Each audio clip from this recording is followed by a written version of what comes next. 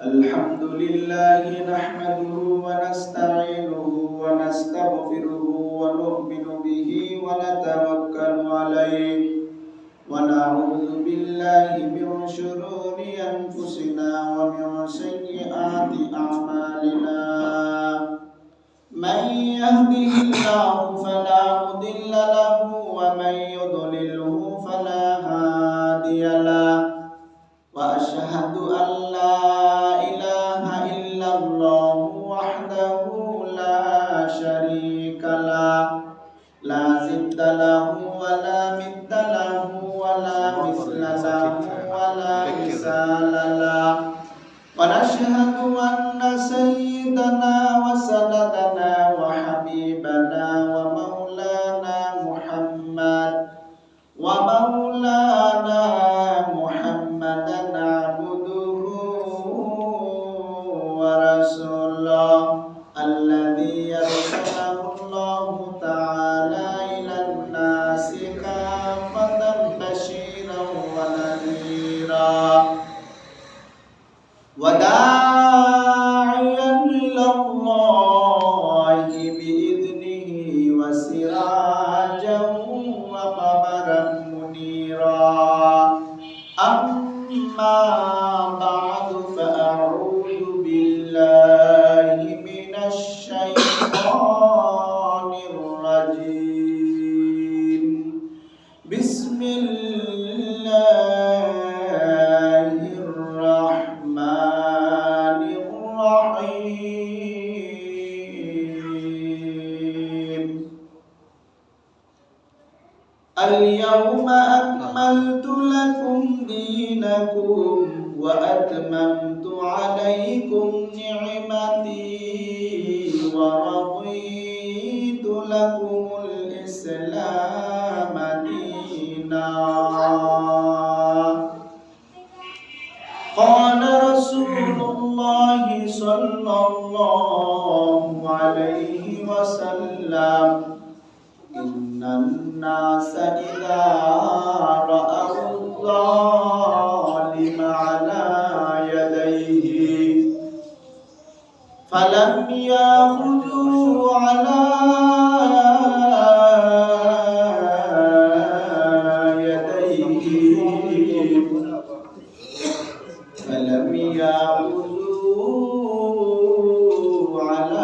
يديه أوشك أن يعمهم الله بعقاب أو كما قال عليه الصلاة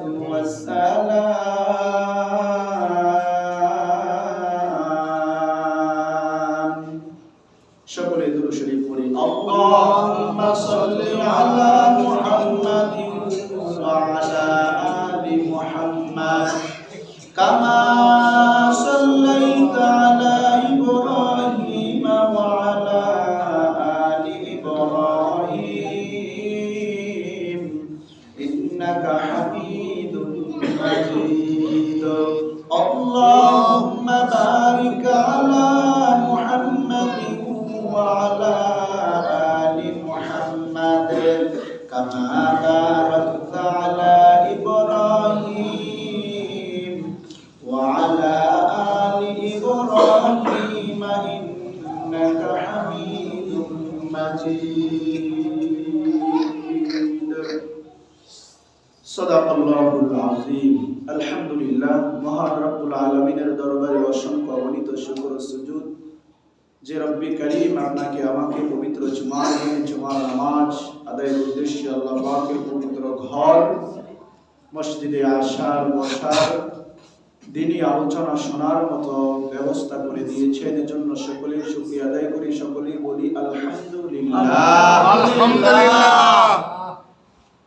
আমি আপনাদের সম্মুখে সূরা মাইদা থেকে আয়াতের জোর অংশ তেলাওয়াত করেছি আবু দাউদ শরীফের 4338 নং হাদিসে কারিমা পাঠ করেছি আল্লাহ যেহেতু আয়াত এবং হাদিসকে সামনে নিয়ে সংক্ষিপ্ত আকারে সংক্ষিপ্ত সময়ে কিছু আলোকপাত করার চেষ্টা করব। আল্লাহ পাক যেন আমাদের সকলকে কথাগুলো আমলের নিয়তে শোনার মতো তৌফিক দান করেন। সকলেই বলি আমিন আমিন আমিন।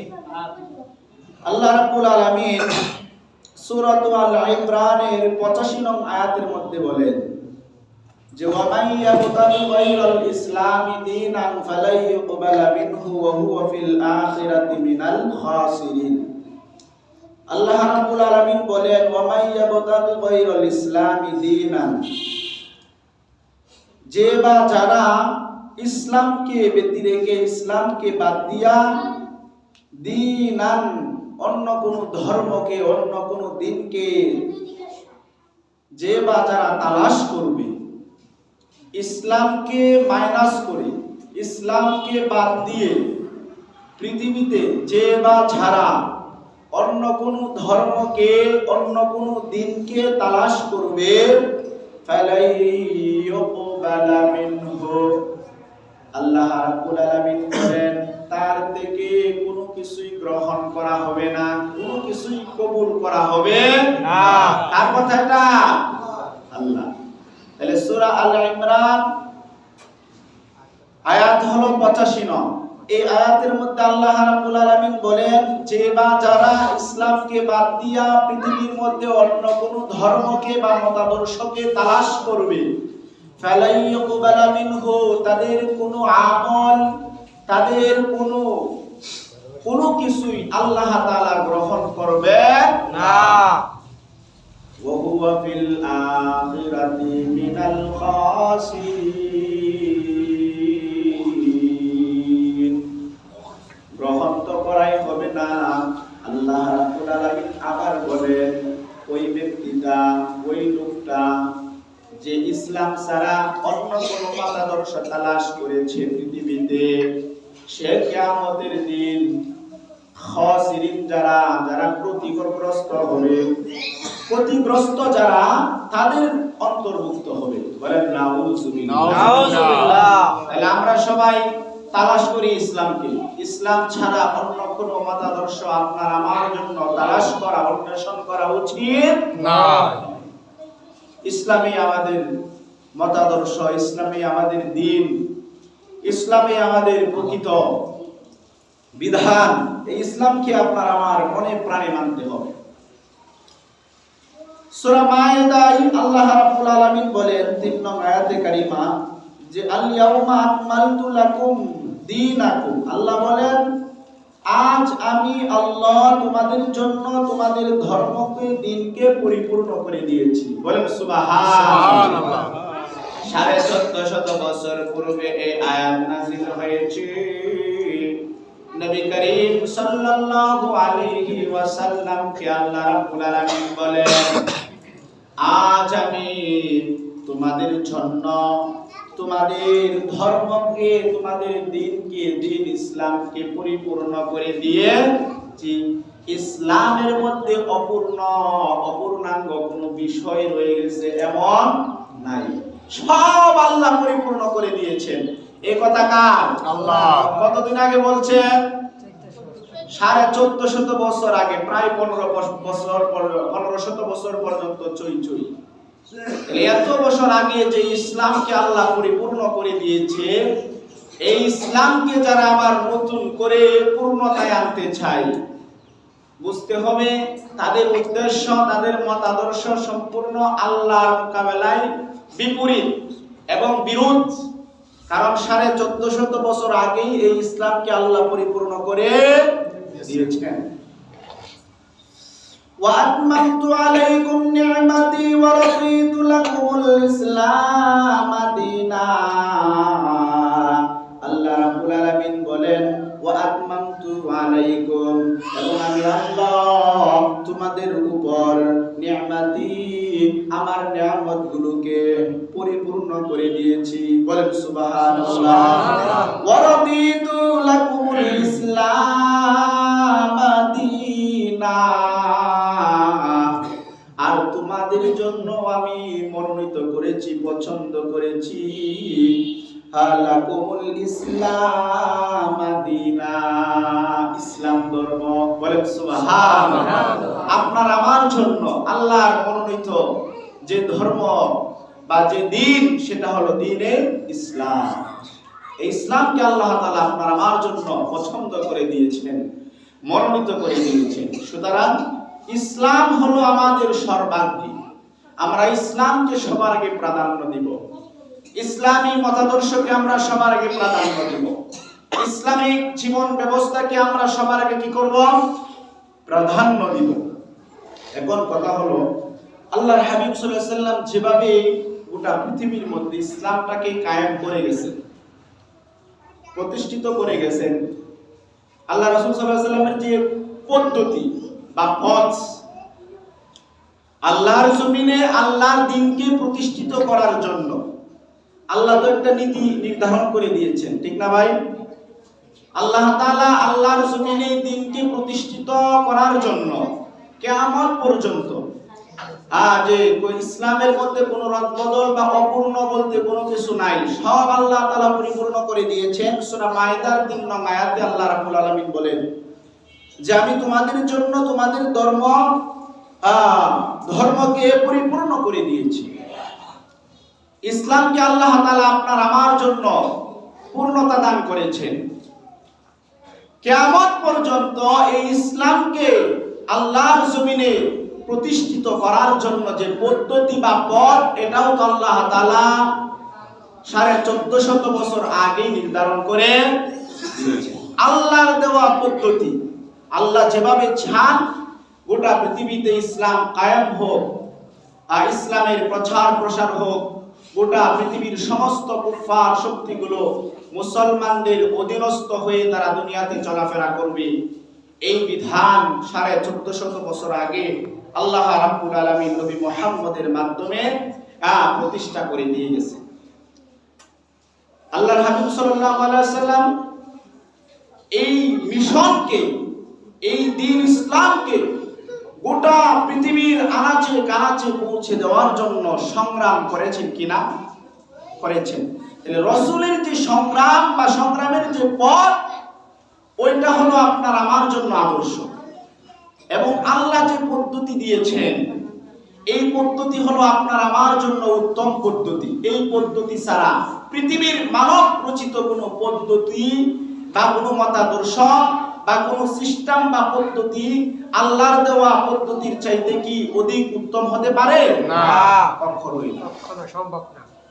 তাহলে আল্লাহ যেভাবে এই দ্বীনটাকে, দ্বীন ইসলামকে গোটা পৃথিবীর মধ্যে কালেমার ঝান্ডাকে উড্ডীন করে দিয়েছিলেন, সেই পথ, সেই মত, সেই মতাদর্শ আপনার আমার জীবনেও সেটা বাস্তবায়ন করতে হবে। যদি আমরা বলতে পারি আল্লাহ আবার এই গোটা পৃথিবীতে আবার ইসলামের যে নিশান, যে পতাকা আবার আল্লাহ উড্ডীন করে দিবেন। কিন্তু আমরা আমাদের বিষয় নিয়ে চিন্তা করি না। আমরা কি রাসূলের দেখানো যে পদ্ধতিটা ছিল, আল্লাহ যে পদ্ধতিটা আমাদেরকে দান করেছে, আমরা কি সেই পদ্ধতির উপরে আছি কিনা?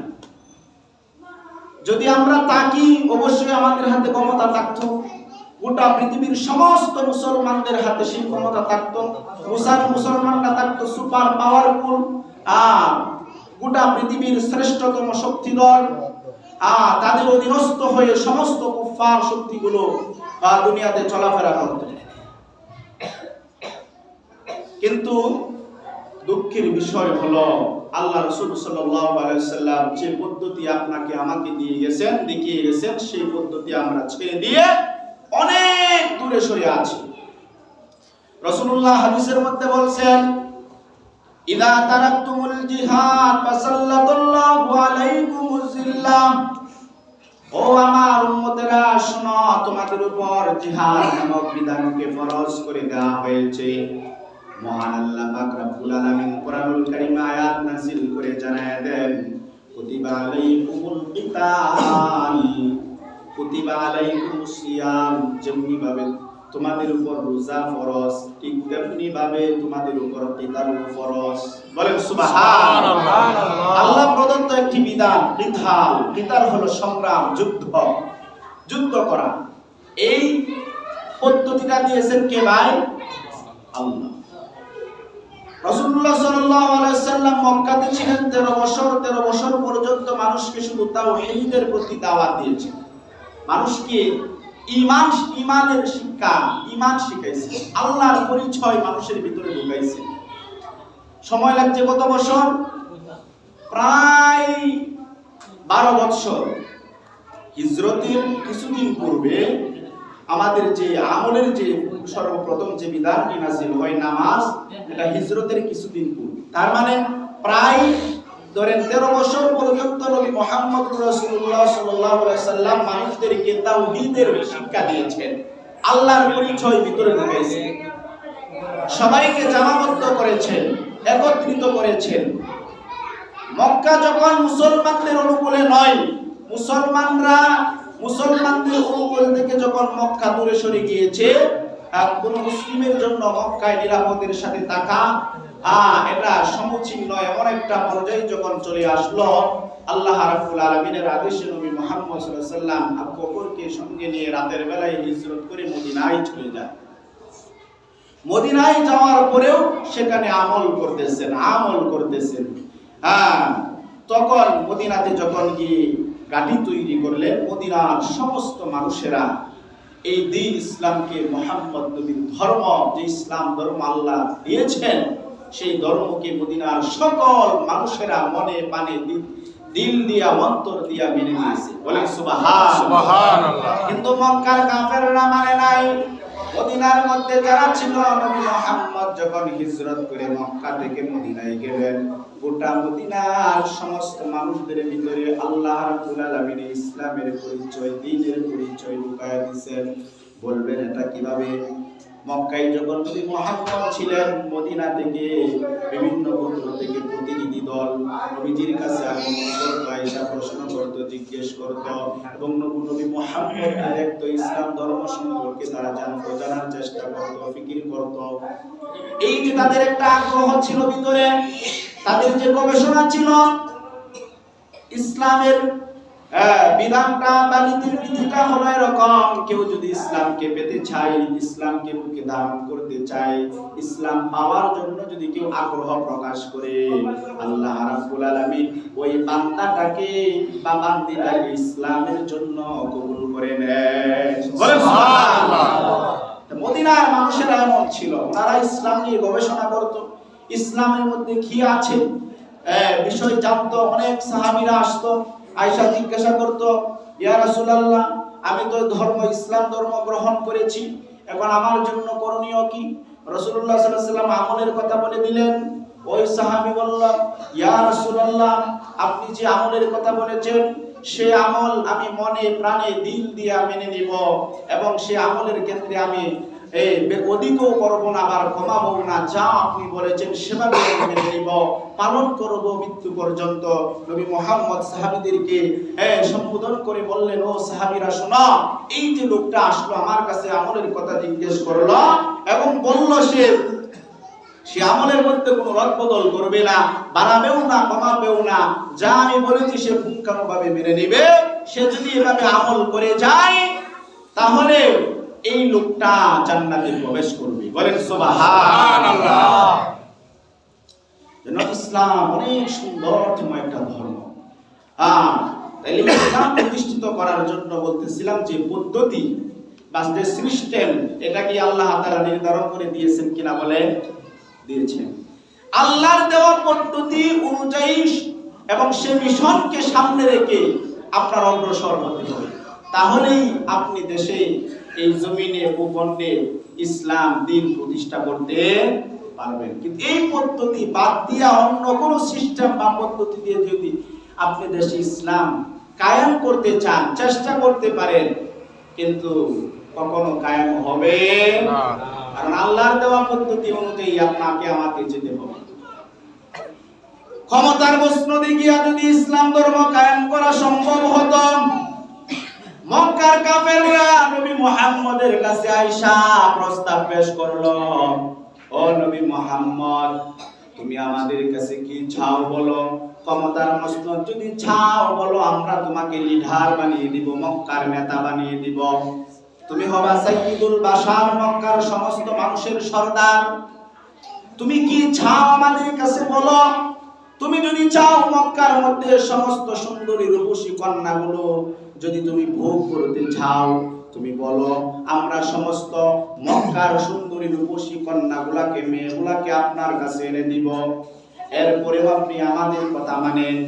যদি হিকমত যদি এমনই হতো, ক্ষমতার মসনদ পেয়ে এরপর নিজস্ব ক্ষমতা বলে, নিজের যোগ্যতা বলে এলান করতেন, এখন থেকে ইসলাম ধর্মই থাকবে, ইসলাম ধর্ম যারা মানবে এরাই সঠিক, এরাই দিনের উপরে, আর বাকি যারা থাকবে না সবাইকে হত্যা করা হবে, কতল করা হবে। এমন জোরপূর্বক যদি ইসলাম কায়েম করা যেত, এই পথটাও নবী মুহাম্মদ অবলম্বন করতেন, কিন্তু না, আল্লাহর ফয়সালা অনুযায়ী নবী মুহাম্মদ কাজ করেছেন।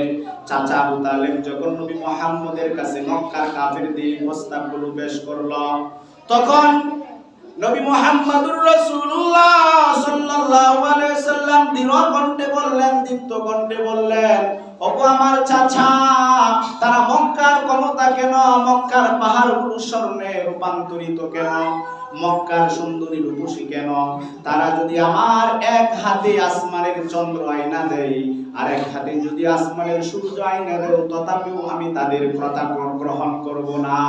বলেন সুবহানাল্লাহ।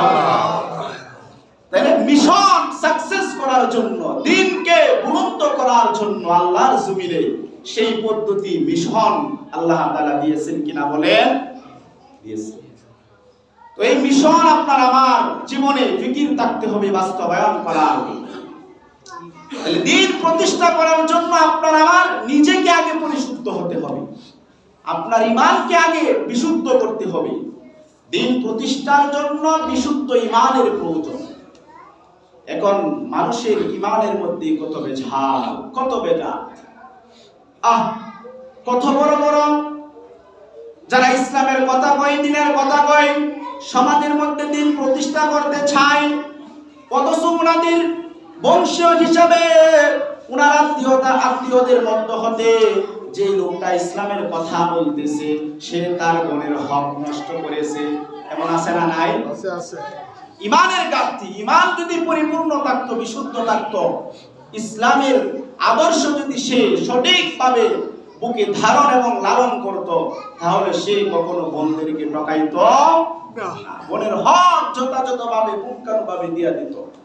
ভাইদের হকের ক্ষেত্রে সেদিক এদিক সেদিক করে ছোট ভাই বড় ভাই ছোট ভাইদেরকে তার যথাযথ হক সঠিকভাবে দেয় না, পালন করে না, আদায় করে না।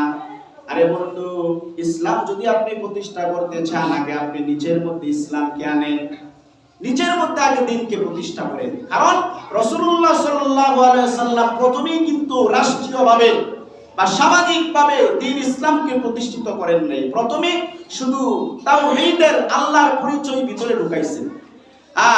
মানুষ যখন একটা প্ল্যাটফর্মে আসলো, আল্লাহর পরিচয় যখন তাদের ভিতরে ঢুকে গেল, ধীরে ধীরে ক্রমান্বয়ে, হঠাৎ করেই না, আস্তে আস্তে ধীরে ধীরে মানুষদেরকে বুঝাই এরপরে আল্লাহ তাআলা আমলের বিধান দিলেন। সে আমলগুলো সমস্ত সাহাবায়ে কেরামের মধ্যে বললেন। সমস্ত সাহাবীরা ঈমান তাদের ভিতরে দৃঢ় থাকার কারণে, ঈমানের মধ্যে কোনো ভেজাল না থাকার কারণে সমস্ত সাহাবীরা রাসূলুল্লাহ সাল্লাল্লাহু আলাইহি ওয়াসাল্লাম যতগুলো আমলের কথা বলেছেন প্রত্যেকটা আমল পুঙ্খানুভাবে তারা মেনে নিয়েছেন। বলেন সুবহানাল্লাহ। এমন এজন্য আপনার আমার আমলের ক্ষেত্রে ঈমানকে, আমলের আগে ঈমানকে বিশুদ্ধ করতে হবে, ঈমানকে পাকাপোক্তা করতে হবে, এরপর আপনি সামনে অগ্রসর হতে হবে। তো বর্তমানে যে প্রক্রিয়ায় দেশের মধ্যে নির্বাচন হচ্ছে, আব্রাহাম লিঙ্কনের দেওয়া যেটাকে বলা হয় গণতন্ত্র, এটাকে হযরত উলামায়ে কেরাম বলেন যেটা কুফরি একটি মতবাদ। এখন কথা হলো ইসলামের দৃষ্টিভঙ্গি কি ভোটের ক্ষেত্রে, যেহেতু সামনে ভোট আসতেছে, তো এক্ষেত্রে আপনাকে আগে লক্ষ্য করতে হবে আপনি যে ভোটটা দিবেন, যাকে দিবেন, যদিও ইসলামের মধ্যে এটাকে ভিন্ন দৃষ্টিতে দেখি।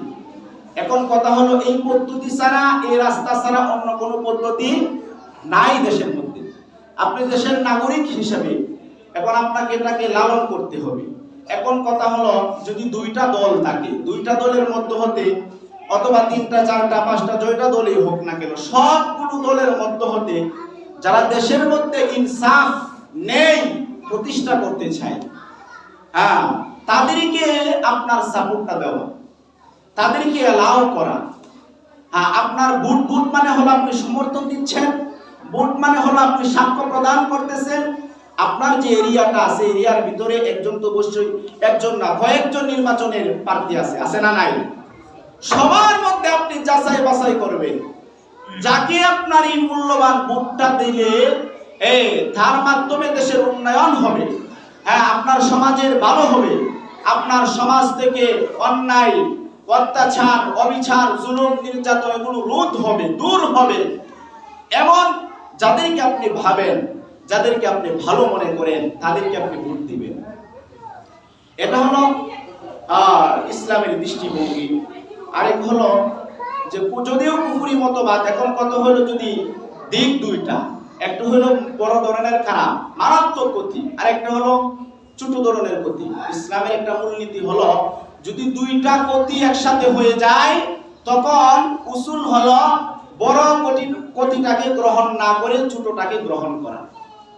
হ্যাঁ, এই জন্য যাদের মাধ্যমে সমাজের মধ্যে, দেশের মধ্যে ইনসাফ প্রতিষ্ঠিত হওয়ার আশঙ্কা রয়েছে, এবং যারা বলে আমরা যদি ক্ষমতায় যাই দেশে ইনসাফ প্রতিষ্ঠা করব, সমাজ থেকে আমরা জুলুম, অত্যাচার, অন্যায়, অত্যাচার, অবিচার এগুলো আমরা রোধ করব, সমাজ থেকে দূর করে দিব, এমন যদি কোনো দল থাকে আপনার দায়িত্ব হিসেবে, মুসলিম হিসেবে তাদেরকে সাপোর্ট করা, এলাও করা, এটা আপনার দায়িত্ব। কিন্তু সমাজের মধ্যে এখন মুসলিম নামদারি আছে, হ্যাঁ, মানুষ টাকার কাছে বিক্রি হয়ে যায়, কথা বলেন ঠিক কিনা? পূজার সময় আমাদের বাংলাদেশের মধ্যে পাঠা আছে, ছাগলের মধ্যে একটা আছে কি পাঠা, আছে না নাই? এই পাঠা বিক্রি হয় কখন? পূজার সময়। এক মুরব্বী বলতেন যে পাঠা বিক্রি হয় পূজার সময়, আর গরু বিক্রি হয় কখন? কুরবানির সময়।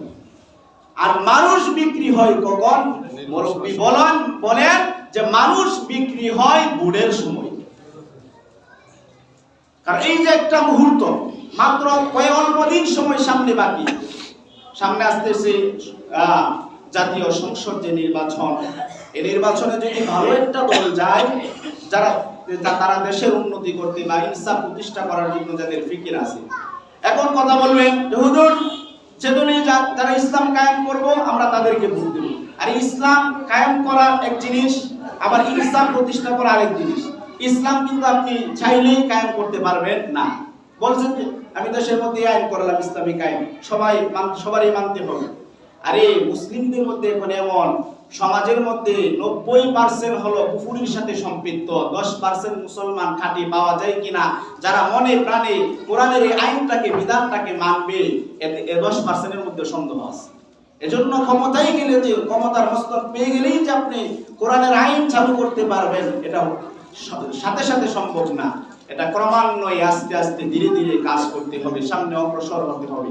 এখন কথা হলো যারা ইনসাফ প্রতিষ্ঠা করতে চায়, এমন যারা আছে, আপনি তাদেরকে ভোট দিবেন। এখন টাকার জন্য যদি আপনি আপনার এই মূল্যবান যে ভোটটা আছে, যে আপনি সমর্থন বা যাকে সাক্ষী হবেন বা যাদেরকে আপনি অ্যালাউ করবেন, 500 টাকার জন্য যদি আপনার এই মহামূল্যবান ভোটটাকে যদি বিক্রি করে দেন, হ্যাঁ, বিক্রি করে দেওয়ার কারণে সে যদি ক্ষমতায় যায়, যার কাছে আপনি টাকায় বিক্রি করছেন ভোটটা, সে যদি জালেম হয়, হ্যাঁ, সে যদি জালেম হয়, হ্যাঁ, সে যদি ক্ষমতার মস্তক পাওয়ার পরে সমাজের প্রতিটা মানুষের উপর যদি সে জুলুম করে, অন্যায়, অত্যাচার, অবিচার করে, এমন যদি সে হয়, জনগণের হক নষ্ট করে খায়, জনগণের হক মেরে খায়, এমন যদি এই লোকটা হয়ে থাকে, এক কথায় যদি স্বৈরাচার হয়ে থাকে, সে স্বৈরাচারী করে যত গুনাহ সে অর্জন করবে, এর পার্সেন্ট আপনার আমলনামাতে আসবে।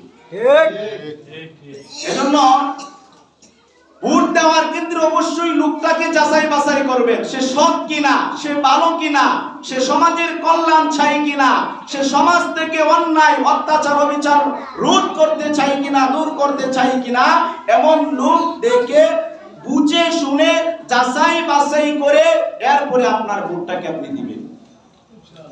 মানুষ কত বড় নিমক হারাম, যে একটা গরু বিক্রি হয় বাজারে 1 লক্ষ, 1.5 লক্ষ, 2 লক্ষ টাকায়, কিন্তু একটা মানুষের মাথা বুড়ের সময় বিক্রি হয় মাত্র 500 টাকায়। এটা আপনার আমানত। আমানত আপনি ভালো কাজের মধ্যে ব্যবহার করতে হবে। যেখানে আপনার মন চাই সেখানেই দিয়া দিলেন, এর পরিণাম একটা প্রতিদান বা উজরত এটা আপনাকে এক সময় দিতে হবে। এজন্য হাদিসের মধ্যে আছে লা ঈমানা লিমান লা আমানাতা লাহু, যে আমানত এমন এক বিষয়, এটা আমানতের ক্ষেত্রে যদি কারো হেরফের হয়, এদিক সেদিক করে, তার ঈমানের মধ্যে ঘাটতি আসে। হাদিস নবীজি বলেন লা ঈমানা লিমান লা আমানাতা লাহু, যার আমানতদারিতা নাই তার ঈমান নাই। এখন একজন ভাই আপনার কাছে আসলো, আয়েশা বলল, ও মিয়া, আপনার ভাতিজা নির্বাচনে দাঁড়াইছে, চাচা সামনে তো নির্বাচন প্রায় সন্নিকটে, ভোট দিতে হবে, ভোটের জন্য আসলাম। আপনি বললেন, ভাতিজা আরে ভোট তো তোমাকেই দিব, তুমি তো আমার খুব ঘনিষ্ঠ আত্মীয়, আরে আত্মীয় হিসাবে আপনি যাকে ভোটটা দেওয়ার জন্য ফিকির করতেছেন, সে যদি জালেম হয় সেটাকে আপনি লক্ষ্য করবেন না? সে যদি স্বৈরাচার হয়, সে যদি জুলুম করে, সে যদি সমাজের মানুষের হক নষ্ট করে খায়, হক মেরে খায়, আপনি স্বজনপ্রীতি হিসাবে যদি ভোটটা দিয়া দিলেন, তার মানে আপনার আমানতটাকে আপনি অন্যায় কাজে ব্যবহার করলেন। এর পরিণাম আপনাকেই ভোগ করতে হবে। এটা তো আছে। একটা আরেক সূরত হলো, এক ভাতিজা বলল ভোটের কথা, টাকা দিল 500 টাকা পেয়ে বলল, ভাতিজা নিশ্চিন্তে থাকো, আমার বাড়িতে আমার ঘরে যতগুলো ভোট আছে, যতগুলো মাথা আছে, সবগুলো তোমার প্রতীকেই যাবে। এমন বলে কিনা?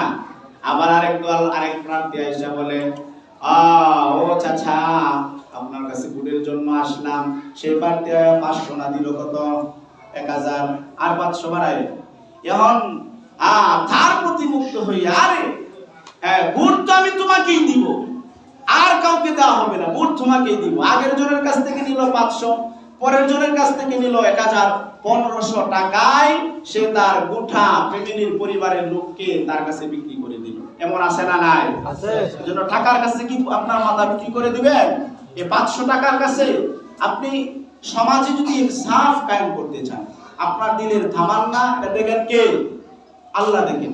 এখন কত হলো, আপনি যদি সমাজের মধ্যে দ্বীনকে প্রতিষ্ঠা করতে চান, ইনসাফকে প্রতিষ্ঠা করতে চান, জুলুম রোধ করতে চান, জুলুমকে দূর করতে চান, সেক্ষেত্রে আপনাকে প্রার্থীদের মধ্যে যাচাই বাছাই করতে হবে। আমার যে এরিয়াটা আছে, সমস্ত প্রার্থীদের মধ্যে হতে কে সৎ হবে, কে ভালো, কার আচার ব্যবহার ভালো, সর্বাধিক বিবেচনা করে আপনার এই ভোটটা আপনি তাকে দিতে পারেন। এটা ইসলামের। এজন্য আবু দাউদ শরীফ থেকে একটি হাদিস আপনাদের সম্মুখে পাঠ করেছি, 4338 নং হাদিস। এই হাদিসের মধ্যে বলে, ক্বালা রাসূলুল্লাহ সাল্লাল্লাহু আলাইহি ওয়াসাল্লাম, নবীজি বলেন যে, ইন্নান নাসা ইযা রাআউ যালিমা, যে মানুষ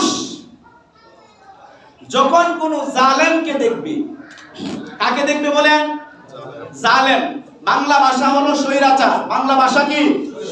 স্বৈরাচার। যে জুলুম করে, সমাজের মানুষের উপর যে অন্যায় অত্যাচার করে, সমাজের মানুষের হক যারা মেরে খায়, জনগণের টাকা যারা চুরি করে, বিশাল বিশাল প্রাসাদ নির্মাণ করে, বাড়ি বিল্ডিং নির্মাণ করে, তাদেরকে বাংলাতে বলা হয় স্বৈরাচার, আরবিতে বলা হয় জালেম।